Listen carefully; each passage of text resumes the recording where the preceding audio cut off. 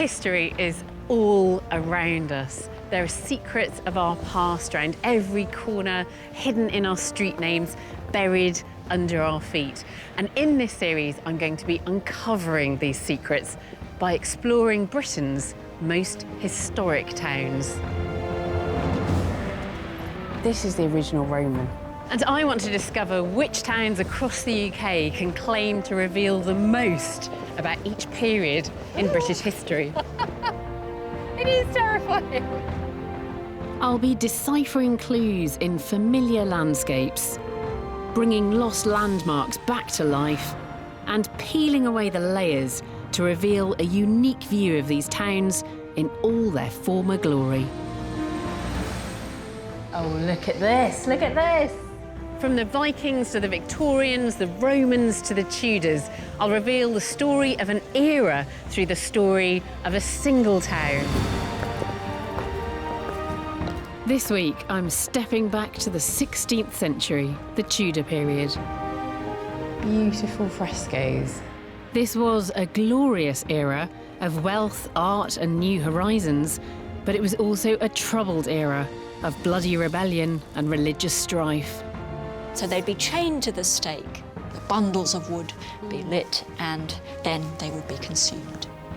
I'm heading to a town that remains steeped in this turbulent time, a town which transformed itself through trade with Europe. Oh, look at that. Oh, this is lovely. And once helped clothe a nation. Now, I have actually kept my knickers on, and that's not quite right, is it? Yes, if you want to understand the Tudor era, then Norwich is the perfect place to be.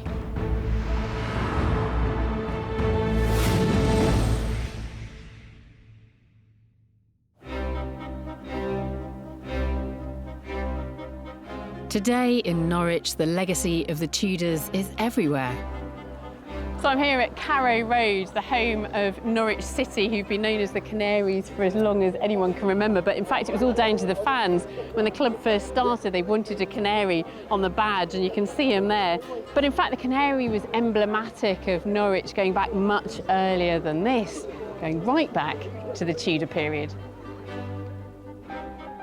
And that began in 1485, when Henry VII violently seized the throne.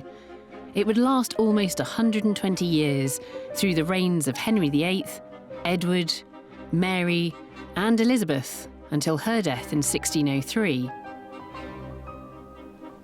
In this time, England's population almost doubled, and the country grew prosperous. But this was also a time of the Reformation, when there were violent clashes between Catholics and Protestants. And despite its growing prosperity, the country was also riven with struggles between rich and poor over land and rights. Undoubtedly one of the most fascinating and exciting periods in our history.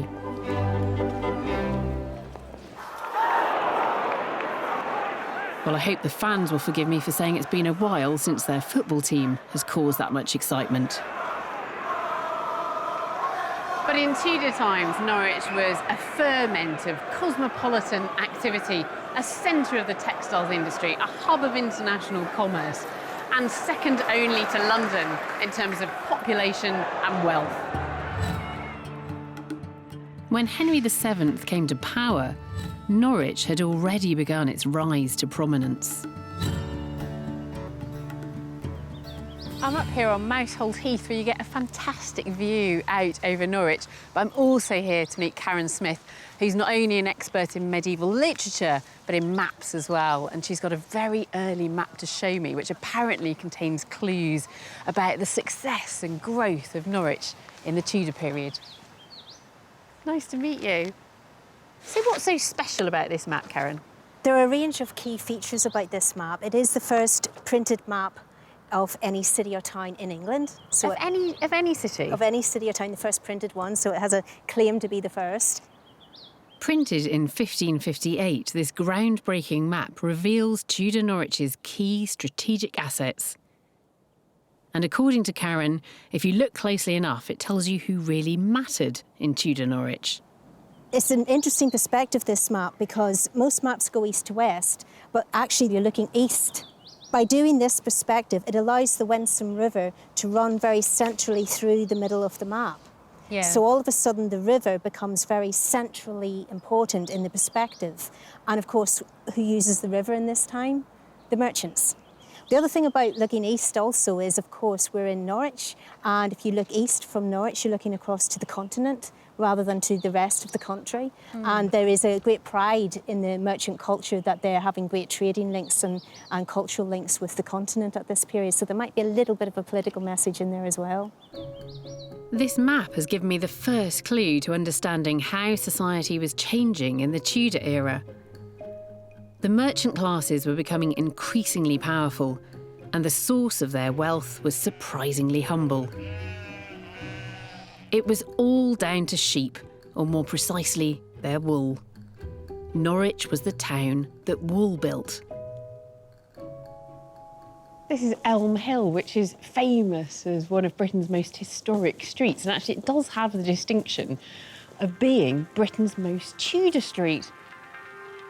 Elm Hill epitomises Tudor Norwich, but this beautiful street, so admired by visitors today, was forged in a terrible catastrophe.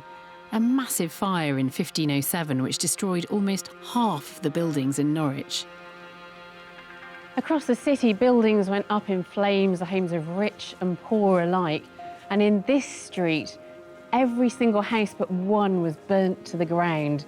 And the one that was left, the home of a notable wool merchant, was right at the top of Elm Hill.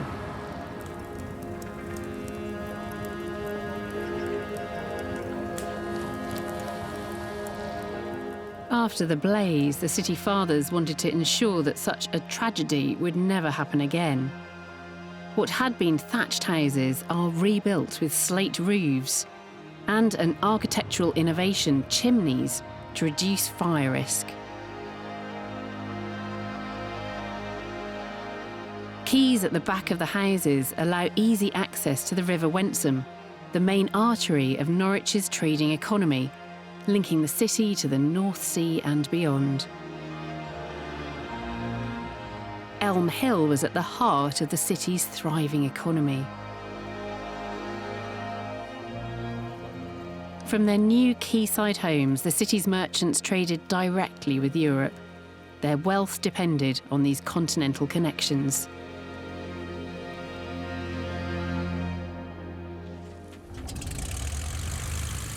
I'm working with aerial archaeologist Ben Robinson. He's got the perfect view up there of how Norwich's trading network stretched over land and sea.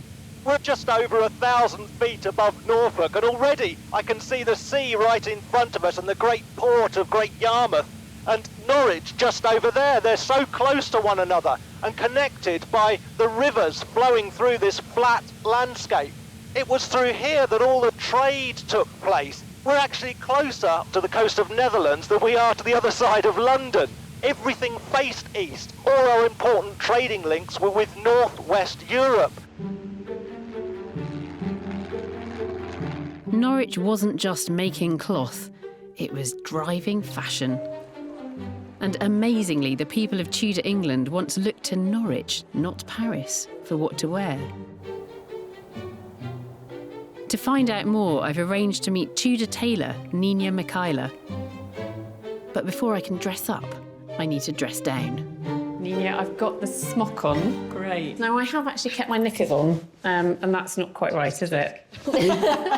No, we actually don't have really any evidence at all, certainly for working women in the 16th century. They're just surplus to requirement, really. I'm not entirely sure that pants are surplus to requirement, but we'll see. So, Tudor women didn't wear pants, but they did have a kirtle, a woolen dress which once would have been a common sight on the streets of the nation. What I need to ask you to do is just reach in and just lift your bust up. Okay. So that it's in the proper position. Right, I'm going to turn away from this. That's immediately much more comfortable. Yes. Now it's behaving like a support bra. It's very warm as well. It's like wearing a blanket, really, isn't it? Yeah. But you really needed to like the colour. In fact, it was the law. The colours are quite restricted then. You can't really do something different. There's two things. There are very strong conventions and there are also actual sumptuary laws and royal proclamations about what you're allowed to wear, depending on what level of society you live in. It's about knowing your place in the world, and that's a very important part of Tudor society. Yeah, I quite like it. I think it's nice. It's a bit girl with a pearl earring. Only the upper classes were allowed to wear colours like gold and purple.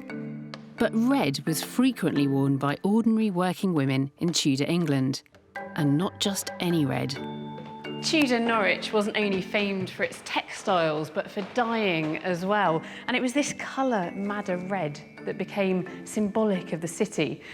But in fact, you'd see it everywhere in Tudor England.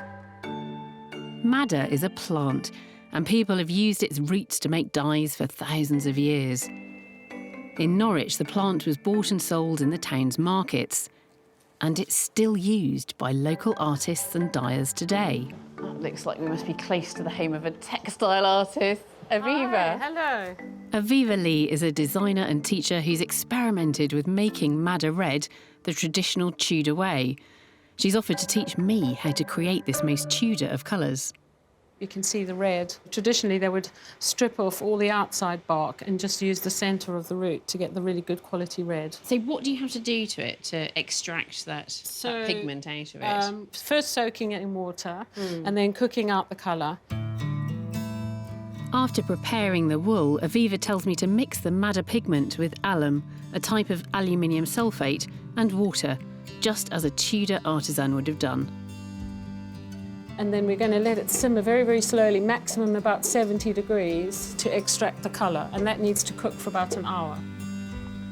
Aviva has recreated the Tudor processes by trial and error, but the precise recipes remain secret. Recipes don't really survive, unfortunately, because dyeing is a bit like alchemy. Success depended on them having good, strong colours, and they wouldn't necessarily share their recipes with other people. But there was one ingredient which we know the textile workers just couldn't get enough of, one which flowed freely through Tudor Norwich. And it is human urine. It is. Yeah. It is, and it contains ammonia, and the ammonia, again, will bring the pH up a little bit and just helps to brighten the colour. They must have needed a lot of it, though. Yep. We had, I think, 365 pubs in this town, so they used to have a pot outside every pub where you'd have somebody going around collecting it. It's estimated that 200,000 litres of human urine was needed every year to keep the Tudor textile industry afloat. Aviva doesn't use urine for dyeing her textiles today, but to achieve that authentic Tudor feel, she's made an exception for me. I'm persuading myself I can detect a distinct aroma there, but I don't think I can. The alchemy is working, and we're starting to see that stunning orangey red hue, once the dominant colour in the streets of Norwich and the rest of Tudor England.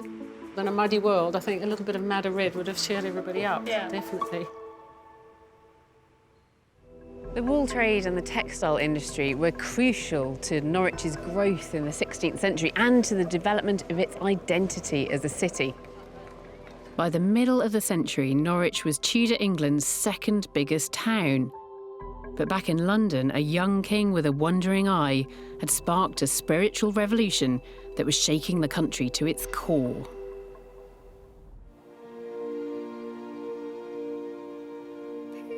I'm in Norwich, the perfect place to understand the Tudor world. In the early 16th century, England was a Catholic country, and the church was rich and powerful, and left its mark on our towns, especially on Norwich, which today has the greatest number of medieval churches anywhere in Northern Europe. From the sky, aerial archaeologist Ben Robinson can see just how all these churches are woven into the city's fabric. They're dotted all over the place. There seem to be dozens of them. And there was an old saying, a church for every week of the year and a pub for every day of the year. Well, I can't comment on that bit, of course, but the number of churches tells us something about the size of the population, the density of the population. They all had congregations, they all served little parishes. But the religious life of the people of England was about to undergo a profound change. Enter Henry VIII, a young king with big ideas and an intense and deadly desire for his mistress, Anne Boleyn. Henry wanted to marry Anne, but to do that he needed an annulment of his marriage to Catherine of Aragon, something the Pope would not permit. Undeterred, the king came up with a radical solution. And in 1533, Henry VIII made the decision to split with Rome and set up an independent church with himself at its head. He was kick-starting the English Reformation. Protestantism, already spreading across Europe, would go on to become the new Tudor creed. All over England, Henry seized or disbanded over 800 religious and charitable institutions, including nearly 80 in Norfolk alone. In Norwich Cathedral, you can see visible evidence of how worshippers would have seen the eclipse of Catholicism from their pews. Oh, this is fantastic. Beautiful frescoes. Now, these are medieval. These are pre-Reformation. They would have been completely covered up, whitewashed over, erased from memory. It's quite astonishing to think how different people's experience of coming to church would have been after the Reformation. The church itself was transformed. And what we're looking at are illustrations, of course. These are the characters and the stories from the Bible. They're quite important, really, to people's understanding of their faith. And then that's all gone. The passage of time has revealed these forgotten frescoes again. They're a poignant reminder of what a culture shock the Tudor Reformation must have been. Muriel McClendon is an American scholar who has studied court documents to find out how the Reformation played out in Norwich. Muriel, you've mined the records here in Norwich. What does that tell you about the Reformation here? Oh, well, there was some conflict in Norwich as people's religious ideologies changed. There were people who took it upon themselves to go and throw stones through glass windows. I think there were some iconoclasm, people hacking away at statues. But I don't think that there was any sort of wholesale tearing down of buildings. You can find references to people coming into the mayor's court complaining about a man. He was calling St. Peter a knave. And I think the mayor's court essentially told everybody to just go home. It suggests that there was, in some cases at least, a tolerant attitude to dissent. Muriel also believes there's evidence of pragmatism in the way the monks at the cathedral adjusted to the new religious reality. Very few clergy went so far in their opposition to any of the religious regimes that they were ejected from their livings. So the monks associated with the cathedral here, they had the option of staying on. They had the option of adopting this. And they did, yeah. So the monks became the clergy? Yes, the dean and chapter of the new foundation. But actually, the transition from Catholicism to Protestantism would be far from smooth. After Henry VIII died in 1547, power swung between Protestants under his son Edward, and then Catholics when Edward's half-sister Mary took the throne. By the end of the reign of Elizabeth I, England was established as a Protestant nation. Throughout this turbulent period, ordinary people often had to choose between their faith or persecution. I've come to the Lollards Pit pub to find out how bad it got in Tudor Norwich. I'm hoping Professor Alexandra Walsham of Cambridge University will be able to tell me more. Alex. Yes, hello. Hello. And she appears to have brought along a very, very big book. That is huge. I hadn't expected it to be quite so massive. Well, it grew over time. It was first published in 1563 and then systematically increased in size as people sent in more information. So can we open it? Absolutely. This is the Book of Martyrs, once a common sight in Protestant churches across Tudor England. It records the martyrdom of hundreds of Christians throughout time. So here's one of the martyrs who was burnt in Norwich, Thomas Bilney, who was an extremely early victim of the religious turmoil. And how was he put to death? He's burnt at the stake Fire is symbolic of the punishment that heretics would suffer in hell. So they'd be chained to the stake, the bundles of wood be lit, and then they would be consumed. Such a horrific way to end someone's life, isn't it? Thomas Bilney was burned to death in 1531 in the lead-up to Henry's Reformation. At that time, he was just one of a handful of martyrs in Norwich. But according to this book, under the reign of Henry's Catholic daughter Mary, the executions increased. So this is Bilney. Who else have we got that's relevant to Norwich? Another key figure in the kind of Norwich Reformation is a woman called Cecily Ormes. And she, in fact, is inspired by witnessing the death of other martyrs. And standing in the audience there, she declares provocatively that she supports their cause. And somebody else in the audience hears what she says and turns her in. Mary reigned for just 5 years. During that time, several citizens of Norwich were burnt to death, some on the very spot where this pub now stands. So these were public events? They were public events, and here at Lollard's Pit, it was chosen as a kind of a setting in which it was possible for people to actually sit down and watch the burning. That's horrific.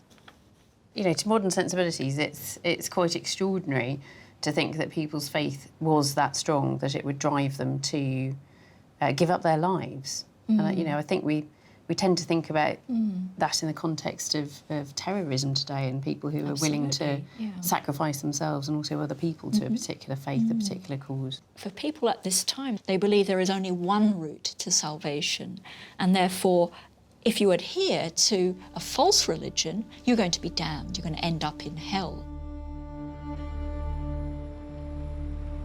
For some, it could actually have been an easy choice to adopt the new religion. They were unhappy with the way the church was run and with some of the beliefs and practices that had become enshrined in it. But for others, it would have challenged deep-rooted beliefs that they just couldn't renounce. And for others, again, I'm sure it was a pragmatic decision, that it was simply the easiest and the safest thing to do to make the switch. But that flip-flopping from Catholic to Protestant, back to Catholic, and then to Protestant again, that certainly took its toll.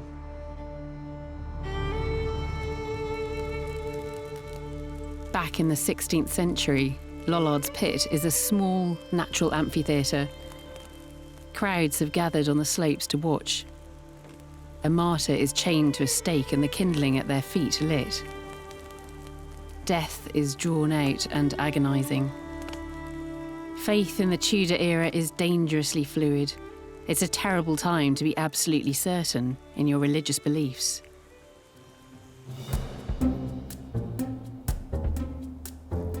But these struggles weren't just about Catholics and Protestants. They were also about land and wealth.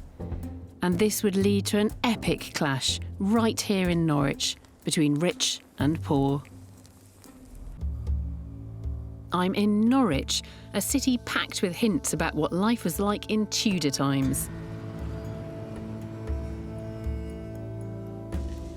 In 1547, Henry VIII had been succeeded by his 9-year-old son Edward, and England was in turmoil.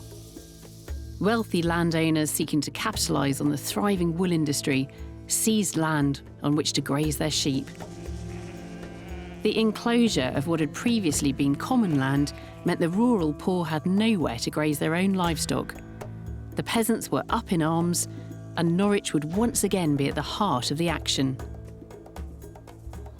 In the summer of 1549, things had reached a tipping point. The peasants were fed up with their land being taken away and enclosed. They were ripping up fences, and they had found a leader. 16,000 rebels rallied behind one man, Robert Kett. The rebels gathered on Mousehold Heath. The torches and fires of thousands of angry men would have lit up the night sky. I've come here to meet Andy Wood. who has studied the rebellion and its causes. Andy, tell me about Kett. Who was he? Well, Robert Kett was one of those men who had done well out of the economic and social changes that are pulling English society apart in the mid-16th century. Population's rising, common land is being enclosed, poorer people are being pushed to the margins of survivability. And the rebellion that Robert leads in 1549 is partially designed to turn the clock back on economic changes that he himself is benefiting from. Despite benefiting from these changes, Kett felt huge sympathy for the poor, and he was an effective leader. Within 4 days of the rebellion breaking out, his huge army had reached Norwich. Today, no one knows for sure what Kett's camp would have looked like, but from the few sources that survive, we can recreate the main features on the heath. There's an abandoned chapel where Kett has his headquarters. A former stately home where he holds his political prisoners. And a huge tree, the Oak of Reformation, under which members of his council meet.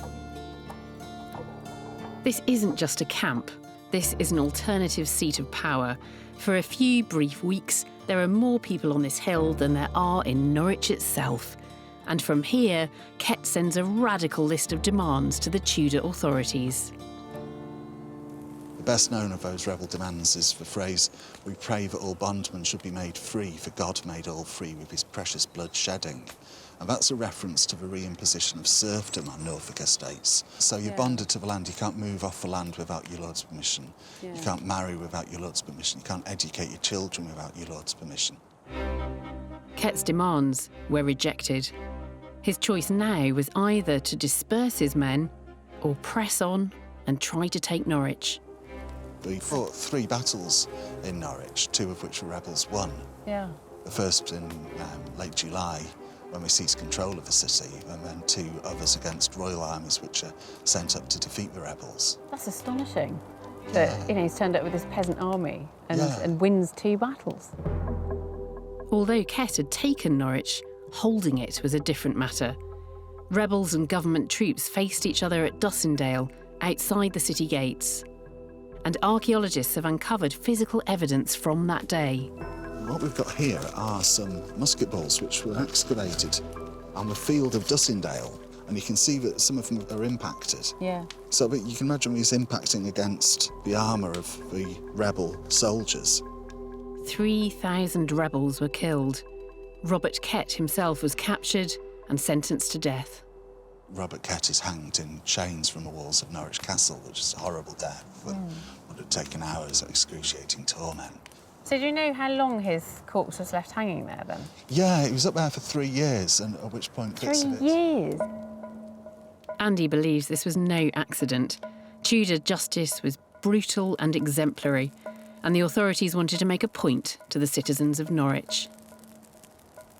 Martial law is declared, and it's clear that hundreds of people are being led away to be executed. So the bloodbath that follows is clearly intended to imprint a memory of the rebel defeat on the minds of the labouring people of Norfolk for generations afterwards.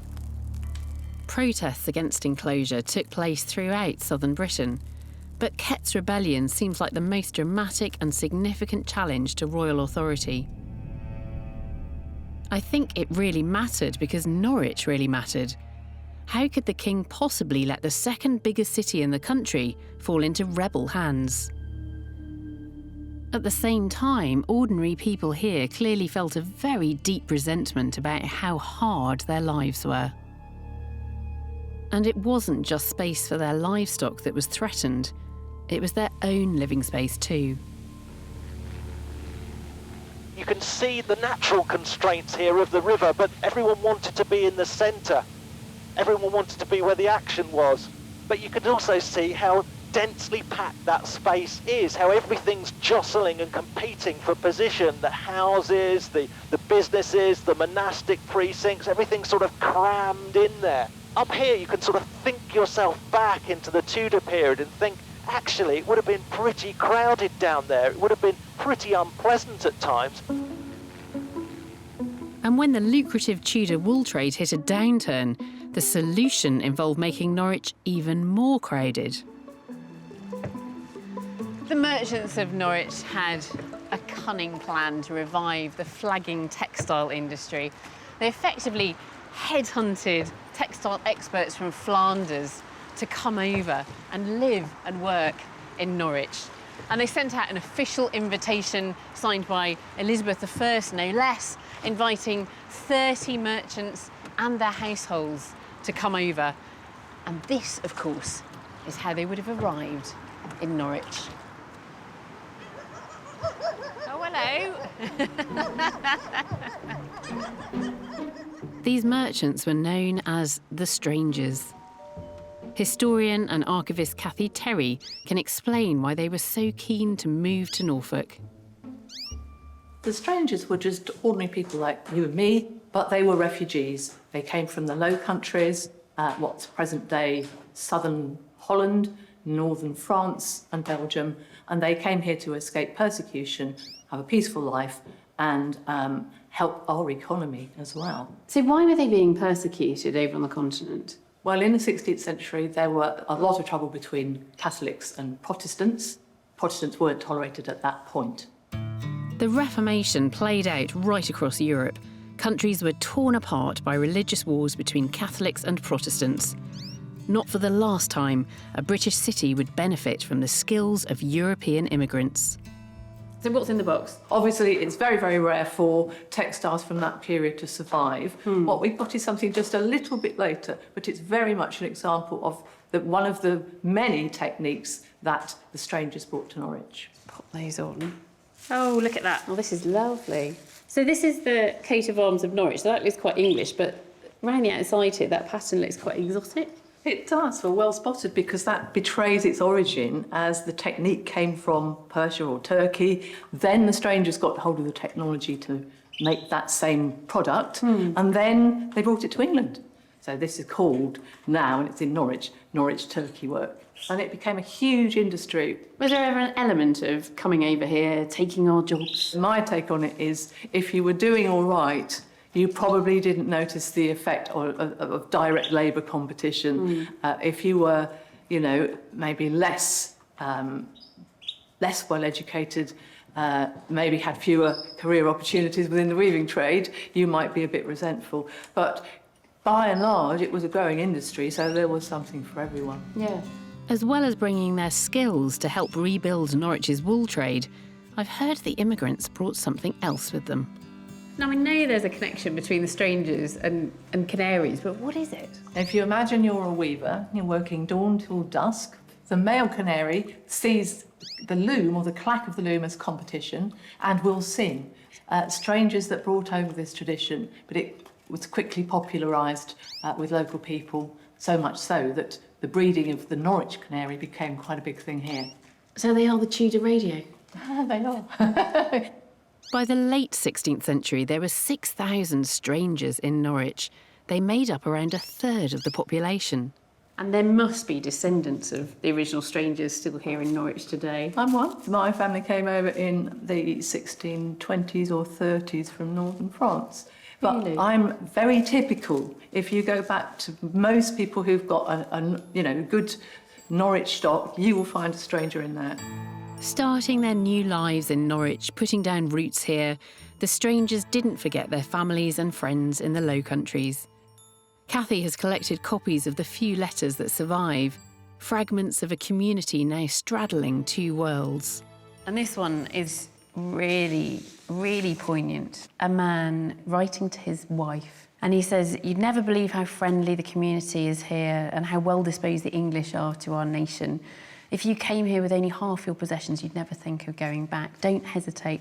Send my money and the 3 children." He's desperate for his wife to come over here and join him. They've found a safe haven. He wants her to be with him.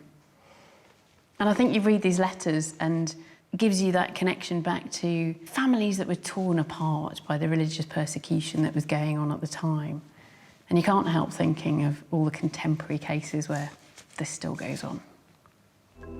I wonder if that's another reason why the Strangers brought these little canaries with them, a memory of their old lives in their new homes. And I wonder how many fans of Norwich City today understand the poignant origins of their team's mascot. The Strangers reinforce the position of Norwich as an important centre of power and influence in Tudor England. And despite all the religious and political upheavals of the era, the city continued to grow. But with more people came an upsurge in homelessness and crime. And in Norwich, they had a variety of interesting solutions. In we go. 3 times at the least. Oh my God! Ah! I'm in Norwich, quite possibly the best place to come if you want to understand our country in the Tudor era. In the 16th century, Norwich had grown rich thanks to its wool trade, but nearly half the population was classified as poor. The Reformation deprived the poor of the crucial safety net once provided by religious institutions, and many fell into debt, homelessness, and crime. Attempts were being made to tackle the problem, or at least deal with its fallout, and Norwich was one of the first towns to try a new approach. Colin Towie and Dave Hong are local historians. Hello, which one's Dave? I'm Dave. Hi, Dave. Nice to meet you, Hello, Alice. nice to meet you, Colin. And I'm Colin. Nice to meet you Nice too. to meet you. I wanted to talk to you about Tudor crime and punishment, and specifically what happened at the House of Correction. Basically, it's something that's instituted in the mid-Tudor period in the 1560s, and it's quite a new idea in terms of kind of penal reform and punishment, because the clue is in correction. Yeah. Normally, before this period, people are incarcerated, they're held until the trial, and then they're punished. Whereas this is about setting them to work generally in order to improve their behaviour in one way or another, their moral character. What was happening in Norwich in the 1570s and 80s was like an experiment, a social experiment. There were lots of these going on in places like London, Sandwich, Ipswich, all over the country. Yeah. And it was really what became, in Norwich in particular, the template for the later Elizabethan poor laws, which went on to be the poor laws into the 18th and 19th century. For women in the Tudor era, the law was particularly harsh and humiliating. There's lots of descriptions of young women at the time being described as working at their own hands. What does that mean? Well, it means they're away from the traditional controls of father, husband, master. And this is a big issue because, of course, that has a knock-on effect that these young women fall prey to men who lure them into their houses of ill repute. And, of course, these then young women, a lot of them end up having children out of wedlock. And if one of these women dared to be outspoken in public, they tended to be ducked in the river. so it's all about humiliation. So it is all about humiliation. I think Yeah. we're going to humiliate you this day. We'd like to give you a real experience of that, Alice, if you'll come with I us. thought this was going to happen. The river's just down here. It is just down there, isn't Yeah. it? That's right. Brilliant. So the emphasis now is on shaming you. So the first thing we have to do, we have to mark you for your crime. Whether you were in the stocks or whether you went to the ducking stool, you'd have to wear a paper which detailed the crime. So we've got that here for now. There we go, a paper. Okay, so I'm a scold and other offences. Okay, so I feel pretty humiliated already. So, but remember, you wouldn't just be walking, you'd be on the back of a cart, you'd be up high, and not only that, you'd have some rough music marking you out as well, and we are prepared. We have. Oh. Dave and Colin have found an actual case involving one Alice Cocker, who was convicted of being a scold, a public nuisance. They very kindly offered to give me a taste of her fate. Clear the way. Oh my goodness, that looks pretty authentic. Make way for a scold! Dave and Colin, I'm not sure I deserve this. I don't think anyone deserves this. Prepare to duck a scold!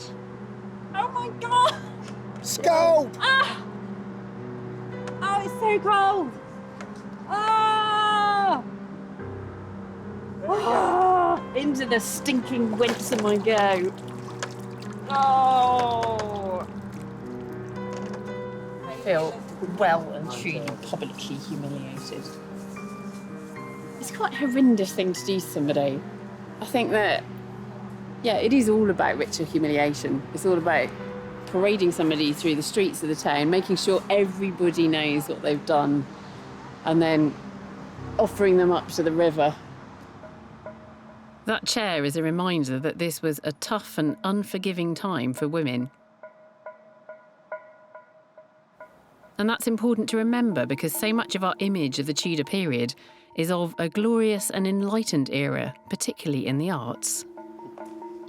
This shoe is my father. This, after all, was the century of Holbein, Marlowe and Shakespeare. But there was a less well-known genius, and I'm on my way to find out a bit more about him.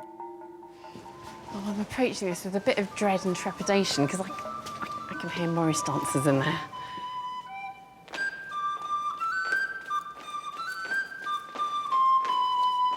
I'm going to have to face my fears as this courtyard is not only playing host to Morris dancers, comedian Tim Fitzhyam is also here. Tim. Hey, hello. How are you? Hello. Oh, nice to see you. Nice to see you too. Welcome to Norwich. It's exciting. This is crazy. Yep. This is utterly bizarre. Yep. But Morris dancing goes all the way back to the Tudor time. Definitely, and probably further. Yeah. I mean, we don't really know where Morris dancing's from, but some people think it's Moorish, came up from Africa with the Moorish people. Yeah. Some people think it's from the old Anglo-Saxon word, which means either... It's had two meanings. It meant either flamboyant or violent. Or and both. The Saxons, or both. Tim has studied the exploits of a man called William Kemp. He was an actor who often starred as the fool in Shakespeare's plays and had ideas of his own about what made good comedy. But despite his close collaboration with the bard, Kemp has been largely forgotten. Kemp and Will Shakespeare really fell out. They had a massive argument about a comedy part in Hamlet. In Hamlet? Yeah. I mean, come on. Shakespeare was like, I think Hamlet's going to be quite depressing. I think it works. it might depress A-level students for the next 400 years. And Kemp literally said, I will show you the true nature of comedy. Yeah. And he walked out of Shakespeare's office and Morris danced from London to Norwich. Really? In 9 days. Kemp hoped that this would be the pinnacle of his career. A hilarious Morris dancing odyssey between Tudor England's two biggest cities, London and Norwich. What a mad thing to do. We think it's mad, but Kemp thought it was going to be a spectacle. He thought it was going to entertain people in a much bigger way than he could do just on the stage. I can get out there, I can go into the country, and I can make people laugh all the way to Norwich. By the time Kemp arrived here, a huge crowd of fanatical Morris dancing enthusiasts had turned up to watch. Norwich had become the site of one of the great comic spectacles of the Tudor age. And was there ever a reconciliation between him and Will Shakespeare? We don't know what happened to Kemp. We think he went off and worked for a different company for a bit, and there is a death in Southwark of Kemp. It just says Kemp, a man. And that's such a tragic burial record, if that is Will Kemp, you know, who was such a gloriously amazing man, 3 years after the Morris, to have been just remembered as Kemp, a man. Speaking of which, do you want to try a bit of Morris? Not really. Would you like to have a go? No. It is fun, No, honestly. I really don't want to have a go. Imagine... Are you gonna join in with them? Of course, if you will. Go on. It's great fun. This isn't fair. OK, so it's not exactly Strictly. But they have this natty waistcoat ready for me. And a lovely set of bells. Kemp danced all the way in his buskins, open-toed lace-up boots. I'm sticking with my closed-toe version, thanks very much. But I'm following in the footsteps of Tudor England's lost comic genius, a man once feted by thousands in these very streets.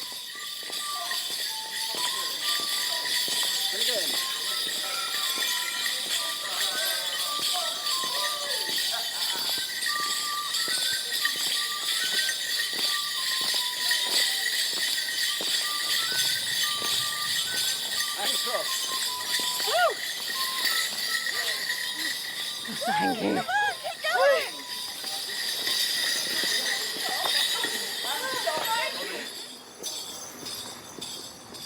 So William Kemp finally reached the centre of Norwich on Saturday, the 8th of March, 1599. Crowds filled the marketplace, there were musicians playing, and Kemp's final flourish was to nail his buskins to the Guildhall door. In the absence of buskins, my bells will have to do. There we go, the ghost of William Kemp. I'm sure it's no accident that Kemp chose Norwich.